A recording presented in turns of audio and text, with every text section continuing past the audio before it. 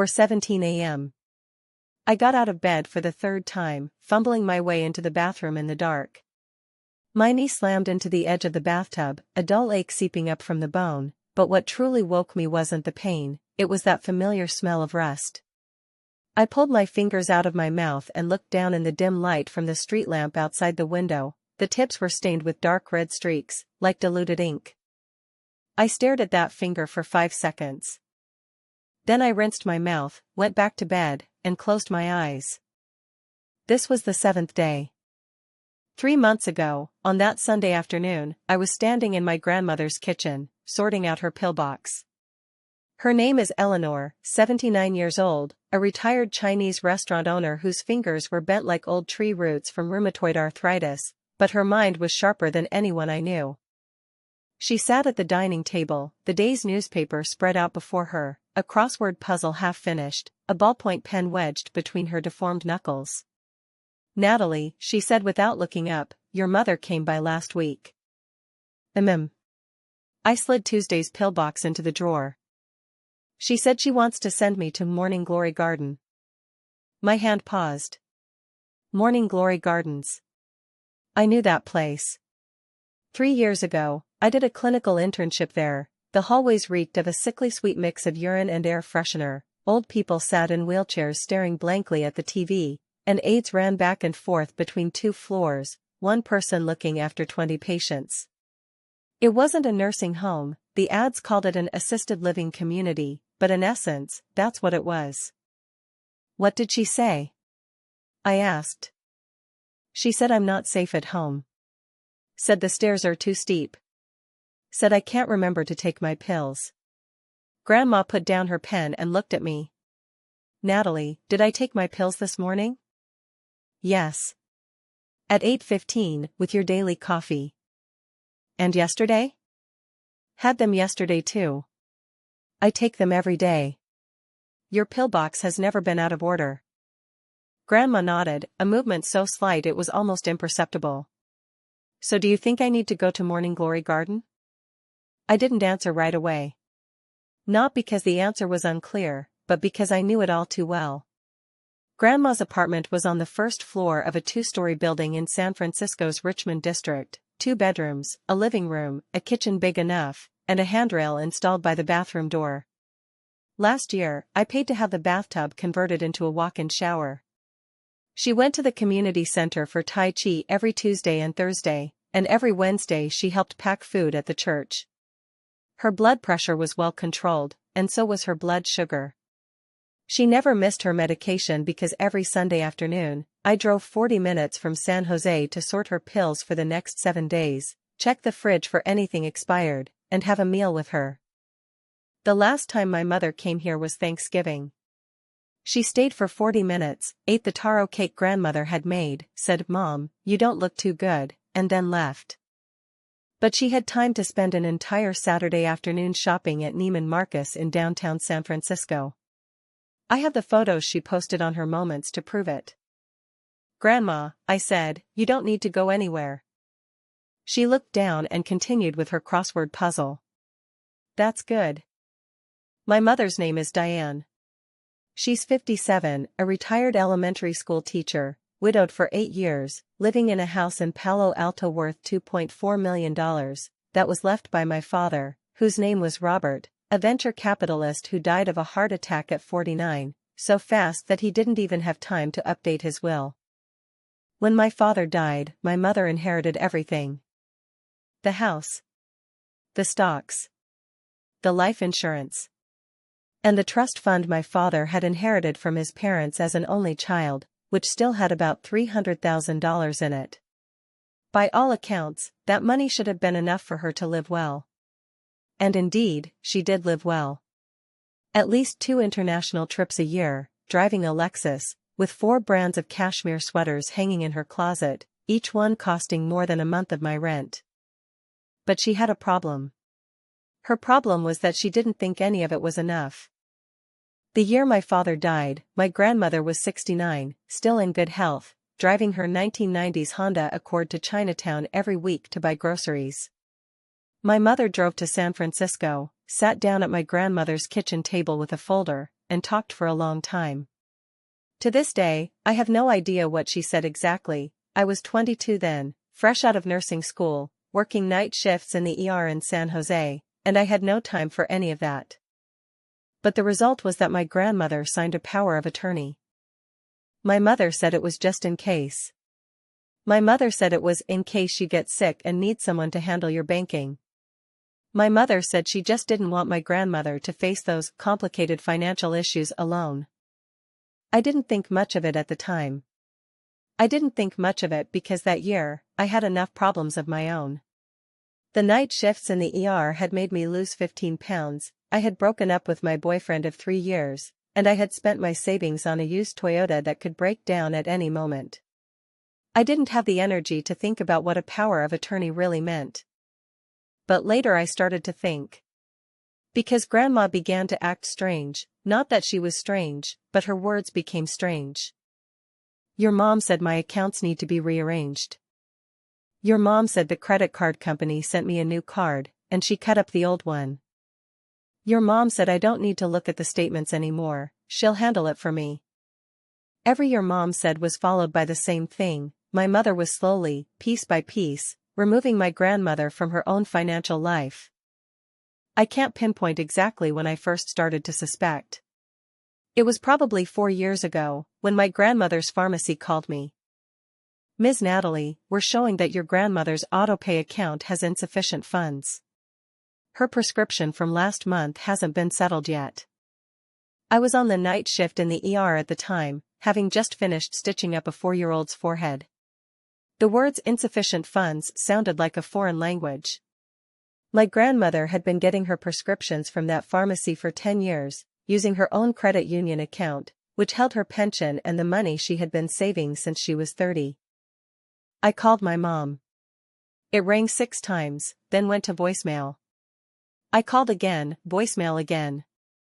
I sent a text, and 2 hours later got a reply, I'll handle it, don't worry.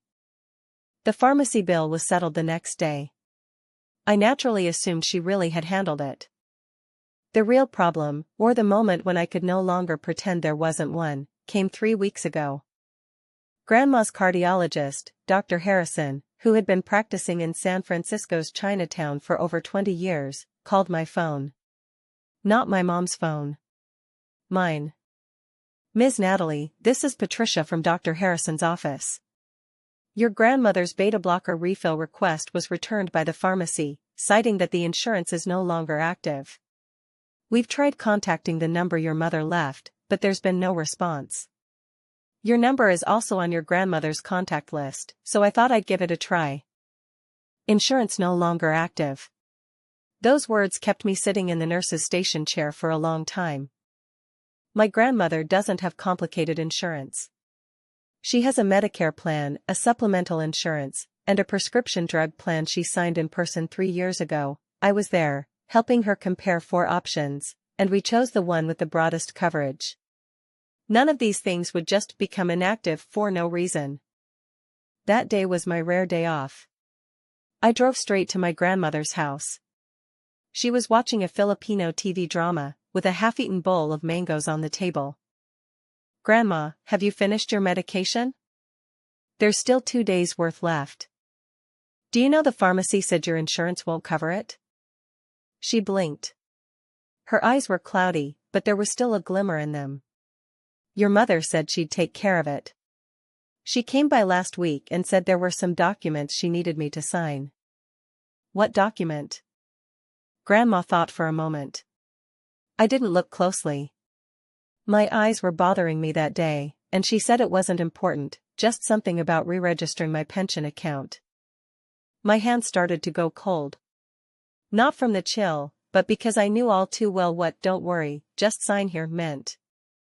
Did you sign it? Grandma glanced at me. I had seen that look countless times before, in the emergency room, when an elderly woman realized what her daughter or son was doing. It wasn't a look of confusion. It was a look of hurt, of clarity, of pain. I signed it. Natalie, I think I might have done something wrong. I placed my hand over her curled fingers. It's okay, I said. Whatever it is, we can figure it out. That night, I returned to my rented one-bedroom apartment, opened my laptop, and did three things. First, I logged into Grandma's credit union online account. She used my childhood birthday as the password and never changed it. I needed her account number, which I knew because I'd helped her pay property taxes once. Second, I downloaded the past 12 months of statements. Third, I started reading. The first 3 months looked normal. Monthly Social Security deposits, automatic utility payments, pharmacy charges, grocery store purchases. But starting from the fourth month, there were transfers. Small amounts at first, $300 here, $500 there, but they grew more frequent. All going to the same account, ending in 7734. Then starting from the sixth month, the amounts grew larger. 1,200.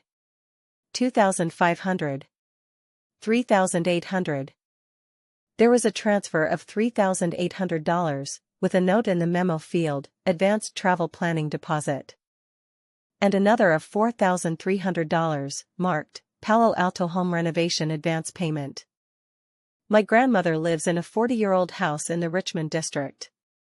She isn't renovating anything. And my mother lives in that $2.4 million house in Palo Alto, with a new room built above the garage. I've seen that room, Scandinavian-style furniture, floor-to-ceiling windows, wool carpet. My mother said it was paid for with savings. I kept scrolling. Last December 23rd, a transfer of $5,200, with a travel agency's name written in the memo. Last December 24th, my mother posted a photo on her Moments, her, my brother, and my sister-in-law standing by the pool of a resort hotel in Hawaii, holding cocktails, with a sunset behind them. The caption read, "Every moment with family is a gift." 46 likes. Someone in the comments said, "Mrs. Diane, you're truly living the dream." I stared at that page for a full minute. Not out of anger, it hadn't gotten that far yet. But because of something colder, something as precise as a scalpel, a confirmation. I was no longer in the stage of doubt. I was in the stage of gathering evidence. Just like what I do in the ER. A patient says I'm fine, but you see the numbers on the monitor, and you know something's wrong. You don't cry, you don't shout, you just start to prepare. The third transaction brought me fully to my senses. Not the largest in amount, but the most barefaced. On January 15th of this year, a transfer of $6,300 was made, with the memo reading, European multi-country tour, 2 people, first class. The receiving account was not a travel agency, but my sister-in-law's personal account. My mother, my brother, and my sister-in-law plan to go to Europe this May. They're going to Paris, Rome, and Barcelona. My sister-in-law posted the itinerary in the family group chat, but I muted that group long ago, not because I don't care, but because I was tired of seeing them discuss which Michelin-starred restaurants to visit every day, while no one remembered Grandma's birthday. March 12th, Grandma's 80th birthday. Not a single mention. I did the math. Over the past 11 months, the total amount transferred out of my grandmother's credit union account exceeded $41,000. $41,000. That was all my grandmother had saved in her lifetime. She and my grandfather, his name was George, who ran a Chinese restaurant in San Francisco's Chinatown his whole life and passed away in 2013 from stomach cancer, had been saving since 1976. They never went on vacation, never drove a nice car, never bought brand names. They saved every single penny because they were afraid of being old and broke. Because they had seen too many people who were old and broke. And my mother treated that money like her personal ATM. I sat in the lounge across from the nurse's station until 2 in the morning. On the computer screen, 12 months of bills were spread out, every suspicious transaction highlighted in yellow. I picked up my phone and opened the family group chat, which had been muted. Scrolling up. My brother, Trevor, is 36 years old. He works as a sales director at a software company in Silicon Valley, drives a Tesla Model S, and just last month shared photos on his social feed of a new vacation home he bought at Lake Tahoe. The caption read, "Work hard, play hard." My sister-in-law, Sloane, is 34. She calls herself a full-time mom and lifestyle blogger, with 12,000 followers on Instagram. Every day, she posts content featuring the kitchen island in her home, her 2 children's custom birthday parties, her 3 weekly Pilates sessions, and her date nights with her darling. The European trip was planned by all 3 of them together, 6 days in Paris, 4 in Rome, 3 in Barcelona. The entire stay would be in 4-star hotels or higher. My mom insisted on flying business class. Life is too short to settle for less, even though her fixed monthly income after retirement is just over $3,000. I kept scrolling backward. In February, my sister-in-law posted a voting link in the group chat. "Ladies, which photo spot at the Eiffel Tower should we pick?" My mom voted, and my brother voted too.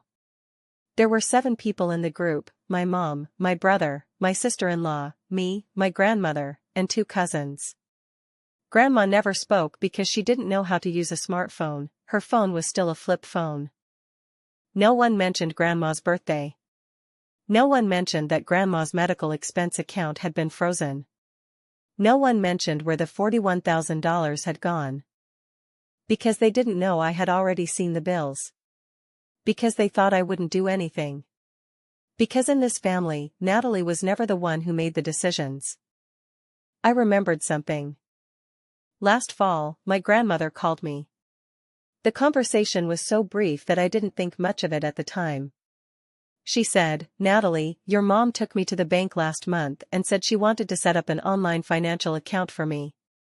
I signed my name on a piece of paper. I asked her what was on that paper, and she said she couldn't read it because she wasn't wearing her reading glasses. "Your mom read it out to me," my grandmother said. She said it was a standard form. I should have asked more questions then. I should have asked which bank, what form, and who was present. But I didn't. Because I had just finished my 5th consecutive day working in the emergency room, because a blister had formed on my heel, because the only thing I wanted was to go home, take a shower, and collapse into bed. I filed that phone call into the deal with it later folder. Deal with it later. That's how people like us survive. There's always a deal with it later folder, always a pile of postponed problems, always the feeling that we're not ready yet, not qualified enough, not at the point where it absolutely has to be said. Until one day you realize that folder is full, and all your deal with it laters have turned into too late. I'm not going to let this become too late. That evening, my grandmother sent me a text message. She wasn't great at typing, but she had learned to send voice messages. I tapped to open it and heard her voice, a little hoarse, as if she had just woken up. "Natalie, are you checking my account?" I hesitated for a few seconds, then called her back. She answered quickly. "Grandma, how did you know?" "Because the bank called me today. They said there was a new transfer that needed confirmation. I told them I hadn't authorized any transfer. Then that person said there had been over $5,000 in outgoing transfers from this account last month." She paused. "Natalie, I didn't make those transfers. I don't know where that money went." I could hear the sound of her breathing, short and shallow, as if something were pressing on her chest. "Grandma, listen to me," I said, trying to keep my voice steady. "I'll handle this. Don't sign anything, and don't say anything to anyone. If Mom comes to you again for a signature, just say your eyes are bothering you and you can't see clearly." "She's coming next Wednesday," Grandma said. "She says she's taking me to the notary office." "Notarize what?" "I don't know. She said they were some estate planning documents." Estate planning. The phrase almost made me laugh. Not the kind of laugh that comes from amusement, but the kind of reflexive, professional smirk you wear in the ER when you're facing a patient who's already lost their pulse, the one that keeps you sane. My mom is doing estate planning for my grandmother. And my grandmother is still alive. She's still alive, clear-minded, making her own breakfast every morning, helping out at church every Wednesday, paying her utility bills on time each month. She's just old, her hands tremble, her presbyopia has worsened, but in Diane's eyes, that probably translates to losing it. Once she decides you've lost it, she can start planning your estate for you. Grandma, I said, what time on Wednesday? 2 in the afternoon. I'll be there. I work as a registered nurse in the emergency room at Banner Desert Medical Center. But I don't have a license to handle family issues. The tools I use for this are what I learned from nursing school and honed through thousands of night shifts in the ER: observe, document, report, protect. Not crying, not making a scene, not posting an emotional outburst on social media. It's about handling it like a critical patient, first stabilize the vital signs, then find the cause, and finally process it step by step. I had 6 days until Wednesday. The first thing I did was call my grandmother's credit union. Not as her granddaughter, but as her medical proxy and emergency contact, a title I had official paperwork for, signed by my grandmother last year, without my mother knowing. I listed every suspicious transaction from the past 12 months, dates, amounts, recipient accounts, on a spreadsheet. The credit union's customer service supervisor, Arthur Kim, was silent for a long time after I finished. Ms. Natalie, he finally said, your grandmother's account has indeed seen a significant number of irregular transfers over the past 11 months. I'll pull the complete transaction records, including signed documents and authorization credentials. If these transfers were indeed unauthorized, we can initiate a fraud investigation process. How soon is the fastest? Within 48 hours, the Fraud Investigation Department will contact you. 48 hours. I can wait. The second thing, I made an appointment with an elder law attorney in San Francisco named Victoria Reed, whose specialty is financial abuse and power of attorney disputes. I found her on Google. She has a 4.9-star rating, and in the reviews, someone said she was the only lawyer willing to take on these kinds of family internal cases. I drove to her office on Tuesday afternoon. It was in an unremarkable building in the financial district, where you needed a keycard to press the floor buttons on the elevator. Victoria was in her 50s, with short hair and a pair of thin silver-rimmed glasses. There were no family photos on her desk. I laid out the situation, and she listened quietly for 40 minutes without interrupting me once. Then she asked me a question. Does your grandmother have any mental incapacity or impairment? No. What's your basis for that? She makes her own breakfast every morning, helps out at the church every Wednesday, writes her own checks to pay the utilities every month, and remembers all the important dates, including my childhood birthdays. Victoria nodded. Then she can revoke that power of attorney herself. She doesn't need to sue anyone or go to court. As long as she's of sound mind, she can sign a revocation document, and we'll send it to the credit union and any other financial institutions. Legally, your mother's authority ends on the spot. It's that simple? It's that simple. Victoria slid a fee schedule across the table. My rate is $350 an hour. But if your grandmother's account was indeed misappropriated for over $40,000, we can take a percentage from the recovered funds, with just a $500 retainer up front. $500. My monthly grocery budget. But I wrote that check anyway. Because that money wasn't just my grandmother's. It was money she and my grandfather had saved, penny by penny, since 1976. The third thing, I started writing. I wrote down every date. I wrote down every amount. I wrote down every name. Last April 12th, the first irregular transfer, $300. Last June 3rd, $1,200. Last August 17th, $2,500. Last December 23rd, $5,200, with a note travel agency. This January 15th, $6,300, with a note European tour group, the receiving account ending in 7734, opened under the name Sloan. I wrote all of this in a notebook with an orange cover. I got this notebook from the nurse's station, and the cover was stamped with the hospital's name and emblem. That wasn't a coincidence, it was a reminder to myself. I am a nurse.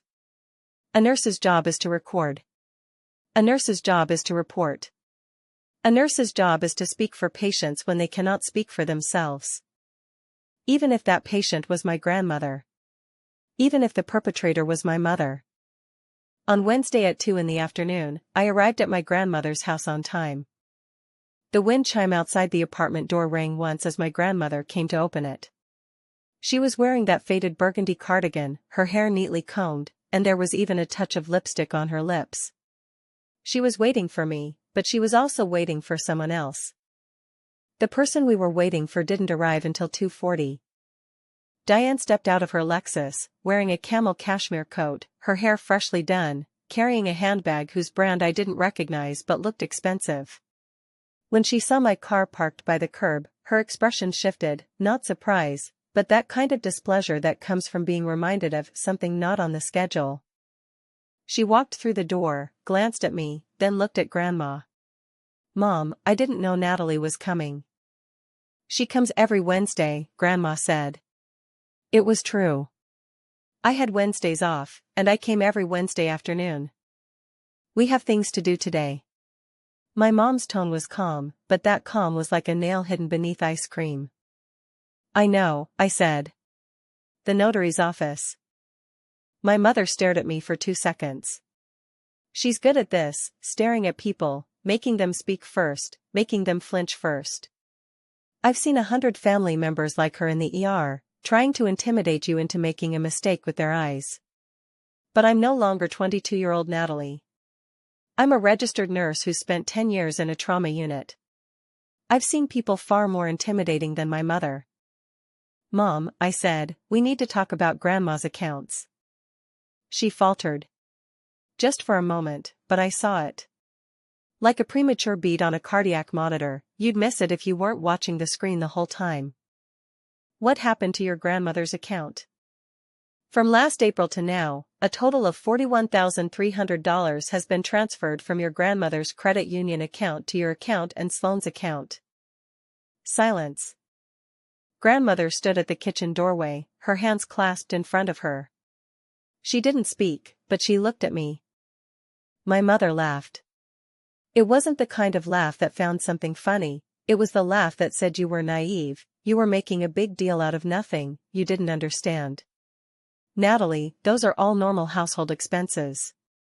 Your grandmother's living expenses, medical bills, home repairs, I handle all of that. You don't live in San Francisco, so you wouldn't know."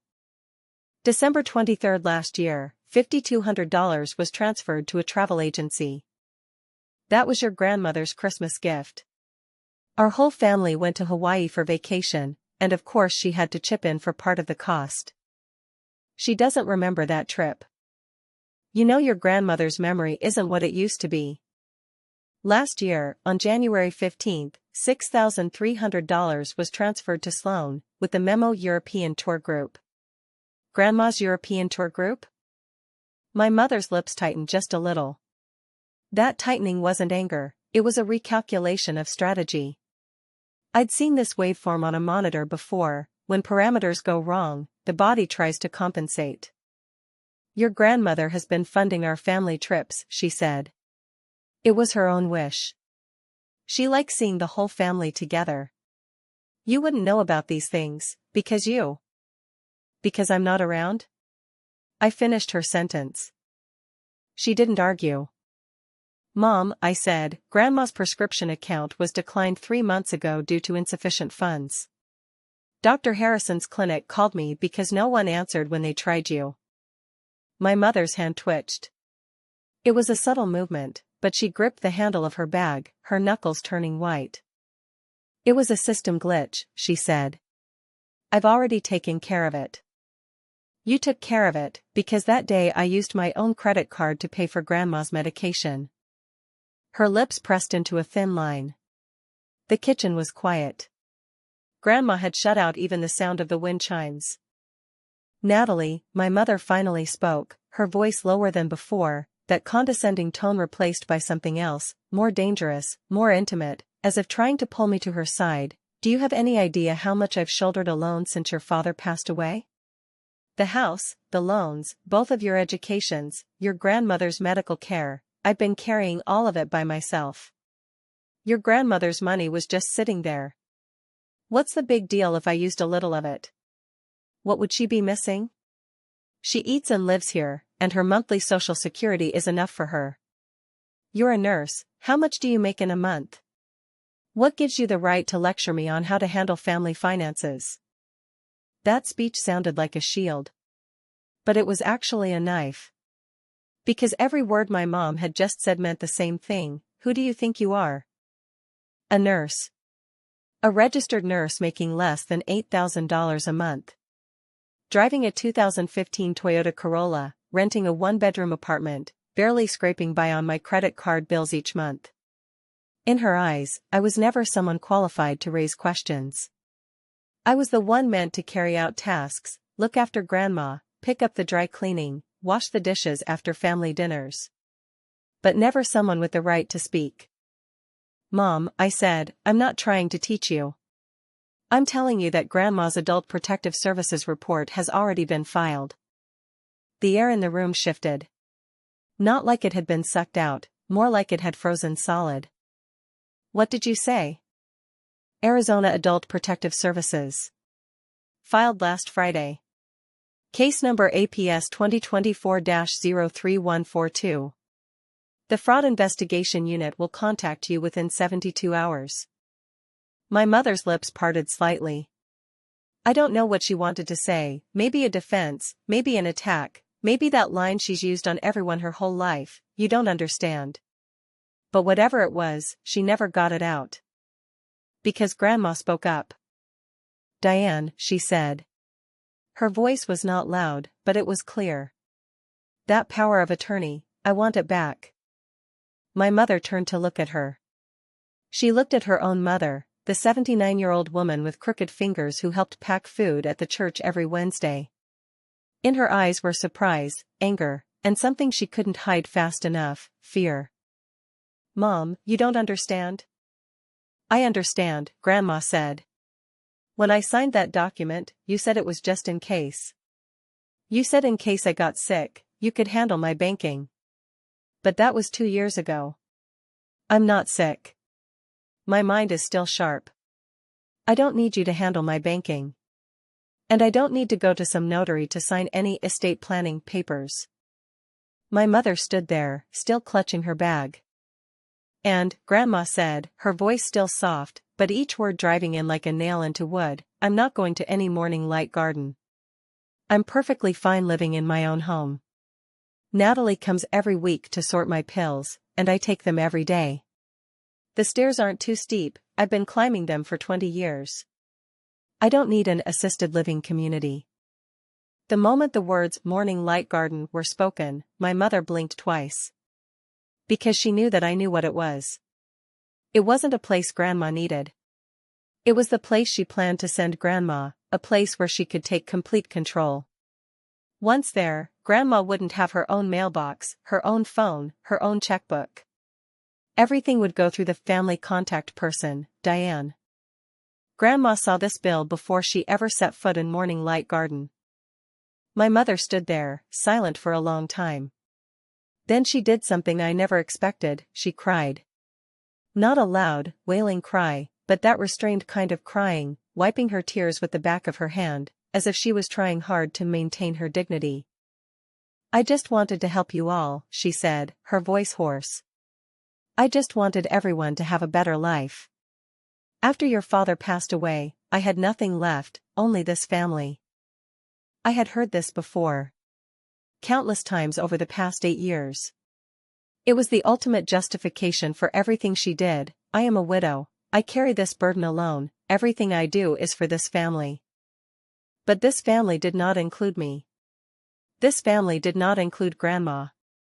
This family was Diane, Trevor, Sloan, and their 2 children. It was the house in Palo Alto, the trips to Europe, the vacation home in Lake Tahoe, the perfect family photos on Instagram. I was not a member of this family, I was its employee. Mom, I said, you told me just 10 minutes ago that you handled Grandma's medical expenses. But when her account balance ran low, you were in Paris. That was a system glitch. Let's not argue about this. I unlocked my phone and pulled up a screenshot. It was a post she'd shared from Paris Charles de Gaulle Airport, featuring her, my brother, and his wife sipping champagne in the departure lounge. Time posted, 3:11 a.m. San Francisco time. The rejection of Grandma's pharmacy bill had occurred 6 hours earlier. At 3:11 a.m., she was drinking champagne in Paris. And her mother, the one she kept insisting needs to move into an assisted living facility, had a medication bill marked insufficient balance. I turned my phone screen toward her. She glanced at it. Then looked away. She didn't say another word. As she walked out of Grandma's apartment, she didn't look back.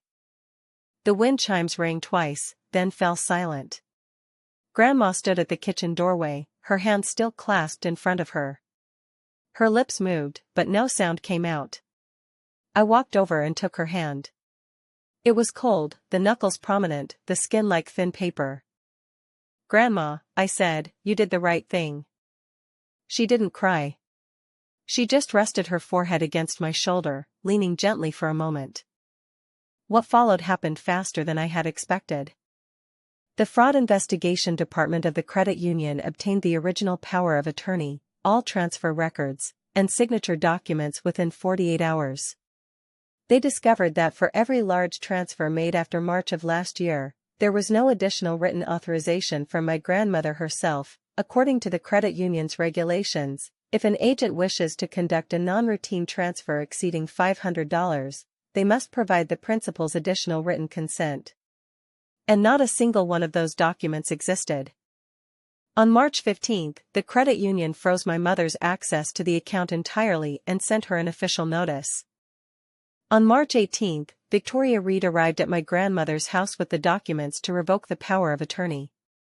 My grandmother read through each page, she put on her reading glasses and examined every word, then signed. The new power of attorney bore my name. The new healthcare proxy documents also bore my name. Victoria watched my grandmother sign the last word, then took off her glasses and wiped them. "Mrs. Eleanor," she said, "you are more lucid than all the clients I've seen in the past 6 months combined." Grandma said, "I ran a Chinese restaurant for 30 years. Managed 12 employees, 300 customers a day, 4 ledgers. My hands shake, but my mind doesn't." My brother Trevor called me on March 20th. "Natalie." His voice wasn't as relaxed as usual. No "hey, little sis" to start, no bragging about his new Tesla. Just my name, like a summons. "Trevor. Are you crazy?" "No. Do you have any idea what you've done? You filed an Adult Protective Services report. Do you know what that means? Government people will come to investigate. Mom will be interrogated. This will go on her record." "I know." "You know?" His voice rose. "Do you know how much Mom has sacrificed for this family? Do you know she's been holding everything together on her own?" "Trevor," I interrupted him. "When you went to buy that vacation home in Lake Tahoe last year, how much of the down payment came from Grandma's money?" Silence. "When you and your wife went on that trip to Europe, the $6,300 tour fee was transferred directly from Grandma's account to Sloane's. I have the transaction records here. Do you want to see them?" An even longer silence. "That was a loan," he finally said. "We planned to pay it back." "When exactly did you plan to pay it back? When Grandma's medical bills were denied? Or when she was almost sent to Morning Glory Gardens?" "Morning Glory Garden was Mom's idea." "But you didn't object." He didn't answer. "Trevor, you have 2 choices now," I said. "First, from this moment on, you stop calling me about this matter entirely. Second, you can keep calling, but I'll record every single conversation and hand them over to Adult Protective Services. Your choice." He chose the first. He never called again. Sister-in-law Sloane deleted all her Instagram photos from the European trip that night. 23 in total. A family photo in front of the Eiffel Tower, a selfie by the Trevi Fountain in Rome, a back-facing shot before the Sagrada Familia in Barcelona. 23 photos, each paired with a carefully crafted caption, "Family is the most precious gift, seeing the world with the ones you love, thankful for all of this in my life." All deleted. But the internet doesn't forget. Before she deleted them, I had already taken screenshots. Every single one sits neatly in the evidence folder on my phone, alongside credit union transaction records, pharmacy bills, and voicemails from Dr. Harrison's clinic. That's how nurses do things. No rush, no shouting, no deleting. We just document. Because in the ER, documentation isn't a backup plan, it's the only thing that can protect you. In mid-April, the Adult Protective Services investigation report was released. The conclusion: no substantial impairment of grandmother's mental capacity was found. She is fully capable of managing her own finances and affairs. The existence of the power of attorney itself is not an issue, but during her tenure as agent, Diane made unauthorized transfers totaling $41,300. Recommendation: the principal should voluntarily revoke the power of attorney, and the agent should cease all agency actions. If recovery of funds is involved, the principal should decide whether to pursue civil litigation on her own. $41,300. Of that amount, only those transfers that had not yet been settled, approximately $3,200, could be directly recovered through the credit union. The rest, in Victoria's words, falls under civil recovery. In other words, grandmother could sue my mother to demand the return of that money. But filing a lawsuit means going to court, means all the evidence becomes public record, means the last shred of decency in this family is completely torn away. Grandma said she wouldn't press charges. That money is already gone, she told me. It can't be gotten back. I know that. But I don't need a court ruling to tell me what my own daughter has done. I said we could try. Victoria said we might recover at most half, if the other party had any assets. Grandma shook her head. Your mother has a house, she said, but that house was left by your father. I don't want Trevor's 2 children to grow up living in a house that's been seized by the court. This isn't for her. It's for them. This wasn't weakness. This was Grandma's way. She hadn't forgiven Diane, she never once said, "I forgive you." She simply chose not to spend her remaining energy chasing after money that had already been spent. She wanted to use that energy to live. To go to church every Wednesday, to practice Tai Chi every Tuesday, and to cook me a bowl of her signature hot and sour soup every time I came to visit her. I didn't convince her. Maybe it was the right choice, maybe not. I'm not sure. But what I am sure of is that Grandma made a clear-headed decision. One that didn't need anyone else to make for her. As for my mom, ever since she walked out of Grandma's apartment that day, she hasn't sent me a single text message. She didn't ask how Grandma was doing. She didn't ask how my work was going. She didn't ask if I'd been eating well lately. Nothing at all. Just like that early morning when she was drinking champagne in Paris, she simply went on living her life. The house in Palo Alto, the Lexus, the Neiman Marcus shopping bags, and the crowd of people liking her posts on social media, calling her a winner in life. On the first Sunday of May, I passed the recertification exam for my registered nurse license. No one asked me how it went. No one said congratulations. But the night before the exam, my grandmother sent me a voice message. She said, "Natalie, don't be nervous about tomorrow's test. You've never been afraid of any exam since you were little." I listened to it twice in my apartment's kitchen. Then I turned off my phone, opened my notebook, and reviewed my pharmacology notes one more time. On the day of the exam, I placed my grandmother's brass pocket watch next to my pencil case. That watch had been left behind by my grandfather, with the words "George, 33 years, Golden Dragon Restaurant" engraved on the back. Before he passed away, he left it to my grandmother, and last winter, she gave it to me. "You can take it with you when you work night shifts," Grandma said. "That way, Grandpa can watch over you too." The second hand on the dial ticked, 1 second at a time. It was quiet, but steady. Just like Grandma. Just like the person I want to become. On the first weekend of June, I went to Grandma's for dinner. She made hot and sour soup, dry-fried green beans, and braised pork ribs. Her hands still trembled, but the taste of the food was never off.